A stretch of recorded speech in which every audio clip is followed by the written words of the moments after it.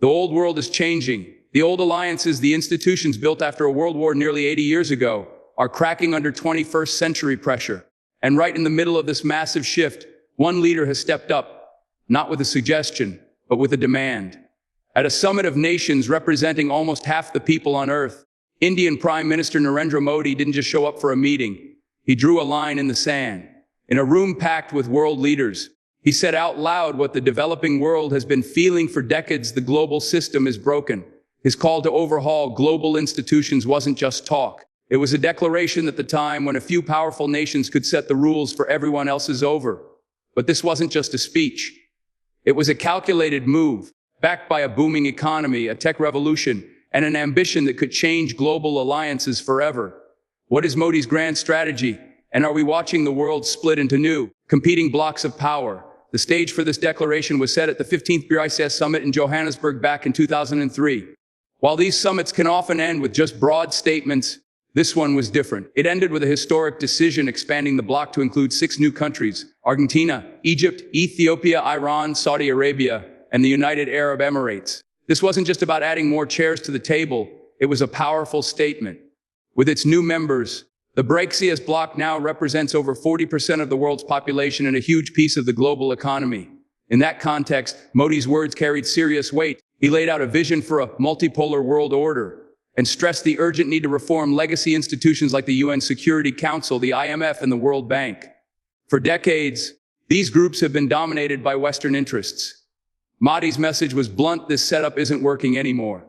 He argued that for these institutions to stay relevant, they have to adapt and actually listen to the global South. This was the formal launch of a challenge to the established global hierarchy, with an expanded BRICS as the engine. This move is happening at a key moment in Modi's career. In June 2024, he was sworn in for a 3rd straight term as Prime Minister. But unlike his last 2 wins, his party, the BJP, didn't get an outright majority, forcing him to lead a coalition government for the first time. This new reality at home makes his bold foreign policy even more interesting.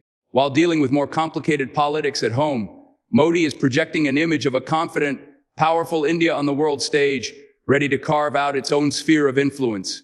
Modi's strategy isn't just about making speeches. It's a plan with 3 core parts, designed to fundamentally change India's place in the world. First is the constant push for institutional reform. India has been fighting for a permanent seat on the UN Security Council for years, arguing that keeping it out of the top level of decision-making is a historic injustice. Modi has taken up this cause with new energy, saying it's not just an issue for India, but a necessary fix for the entire global South. He argues that an organization designed by the winners of World War can't possibly handle today's complex problems, from climate change and pandemics to terrorism and cyber threats, by positioning himself as the voice of the global South, a title he's actively promoted. Modi is trying to build a huge coalition of developing nations to make this demand for reform impossible to ignore. The second part is building a real alternative. The BRICS expansion is the clearest sign of this. By bringing in countries like Saudi Arabia, Iran, and the UAE, the bloc isn't just getting bigger, it's flexing its muscle in global energy markets and strategic trade routes. On top of that, talks within BRICS about using local currencies more for trade are a direct challenge to the US dollar's dominance. The new development bank, which is the BRICS-led financial institution, is already funding projects in local currencies, offering a small but important alternative to the World Bank and IMF. The third, and maybe most important part, is proving that India itself is a model for the future. Modi's government isn't just asking for a seat at the table, it's building its own. This is where India's transformation at home becomes a foreign policy tool. India's bold foreign policy is built on a foundation of rapid change at home.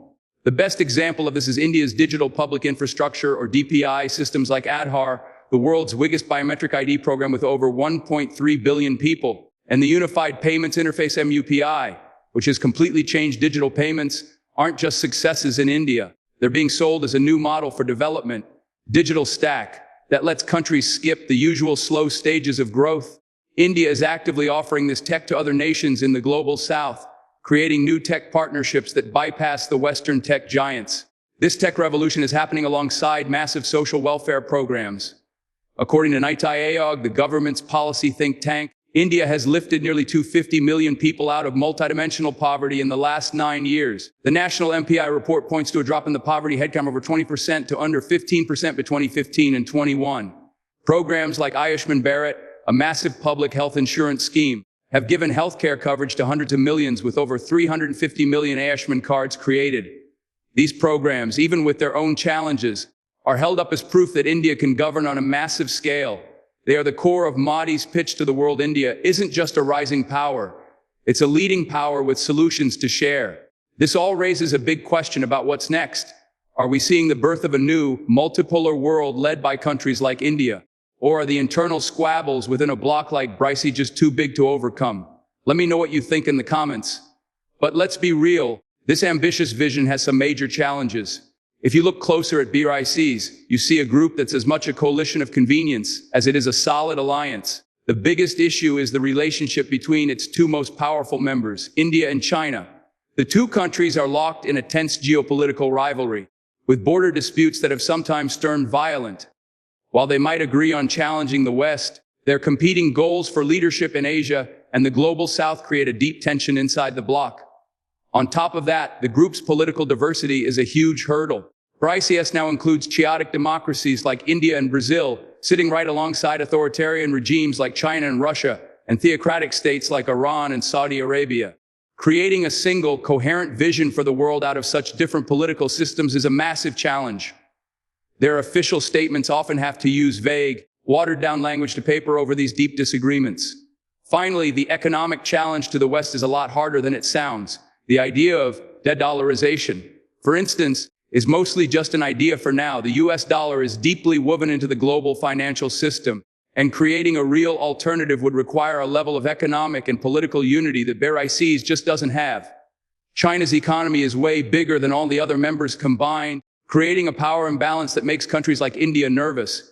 These internal tensions mean that BRICS is, for now, more of a symbol of a changing world than a real challenger to the existing order. So, what's the bottom line on Modi's shocking declaration and India's audacious global play? It would be a mistake to write it off as just political theater. India's rise is real. Its economy is growing, its tech skills are undeniable, and its young population gives it an edge nobody can match. Prime Minister Modi has successfully grabbed this momentum, laying out a powerful vision that speaks to many nations that feel left out of the current global system. The call for reform, powered by the expansion of BRICS, is the biggest, most organized challenge to the Western-led order in decades.